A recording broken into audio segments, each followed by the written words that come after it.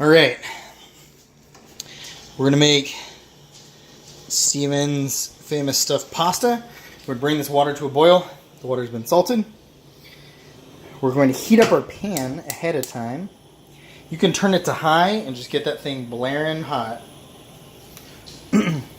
The recipe calls for a beer. You have to be drinking a beer. Very important.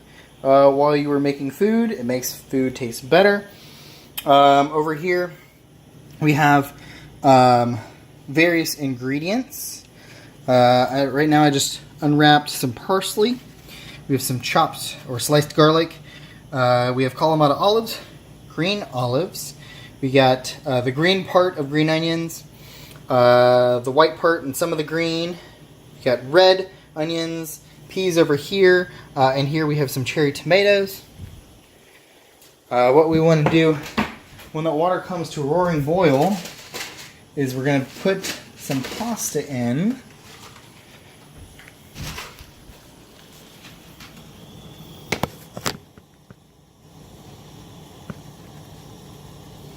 And I'm just going to have to park it here because I am doing this on my phone. Throw some pasta in this jazz here. Open up a couple boxes. Sorry I didn't make fresh pasta today. It is a lot of work. And I just got off of work, so not enough time. Okay. We're going to go ahead and start the timer for 6 minutes. And it's very important. I'm using a way too small of a pan. But you want to submerge it as quickly as possible so it cooks evenly. The trick with pasta is that you play with it every now and then. If you forget about it, it's going to stick together. You can put a little olive oil in it, which I do find helps preventing it from sticking after it's cooked. But what I'm talking about is like when you get super glutinous strands that kind of stick together. We'll prepare our draining station. Now that this pan is nice and hot, we're going to turn down the heat to about medium-high. And I'm going to use some grapeseed oil. And I'm going to get a nice amount of oil. A lot of people have a tendency to under-oil things because they think they're being more healthy. But in actuality, you end up burning your food and you end up with just a terrible product. It's better to have a well-lubricated pan. Set this down for a moment.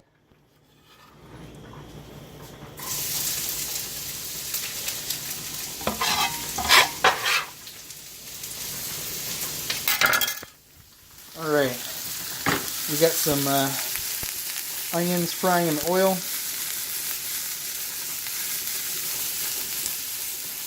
I'm going to turn down this a little bit. It is quite warm.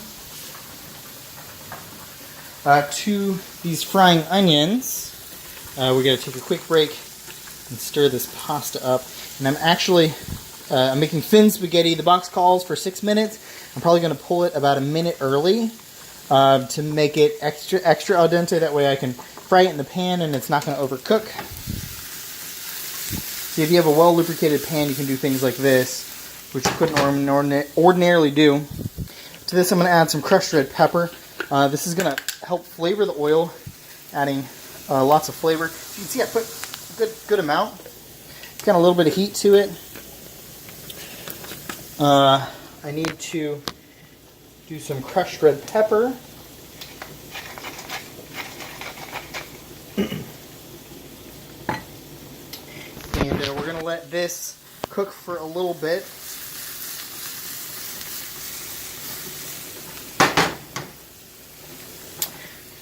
Turn it back up a tiny bit.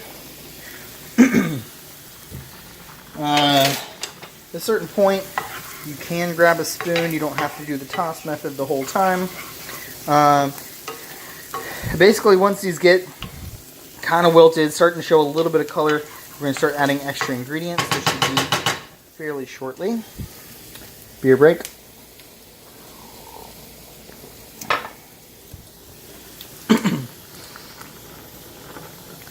It's important. Come back to your pasta 2 or 3 times. Give it a little stir. I am going to put a little olive oil in here to prevent it from sticking after it's cooked. I'm going to finish chopping my ingredients. Got some parsley, nice superfood. Now parsley, you think it's kind of a lot like cilantro. You don't want to cook it, but that's not really the case. I think parsley improves in flavor if it's slightly cooked.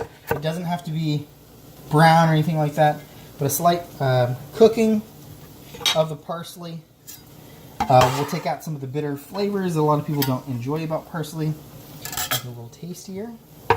I'm going to quarter these cherry tomatoes. This is just going to be a garnish on top of the pasta. Come back and make sure our onions do not burn. We got about a minute left. When that starts counting down, I'm going to pull the pasta off.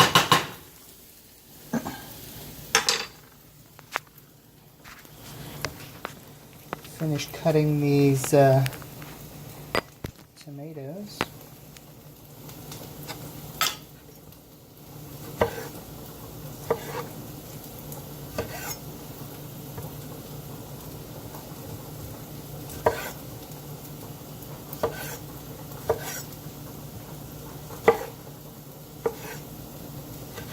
Alright, now we've finished slicing and dicing everything. These onions are looking excellent. We're going to turn down the heat slightly. We're going to add our garlic.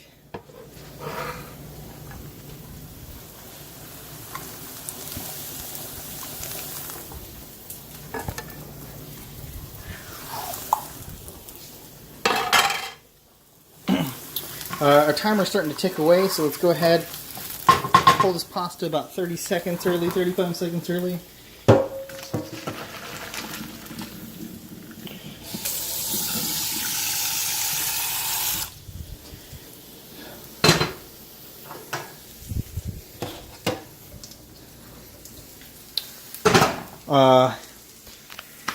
Alright, so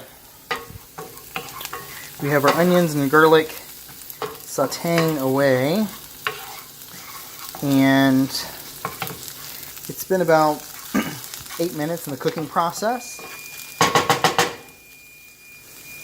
And it's very important to taste along the way. Nothing more important than tasting. This onion mixture is perfect. I'm going to go ahead and add the peas.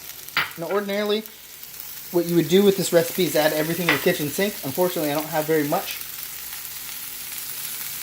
You could add broccoli to this, you could add cabbage, you could add asparagus, green beans, anything you wanted. Carrots, whatever you want. It would all go good with all the ingredients we're using tonight. Let those peas cook for a moment. We're going to go ahead and pre-salt and season these tomatoes. They're going to be a garnish, so we want them to be good.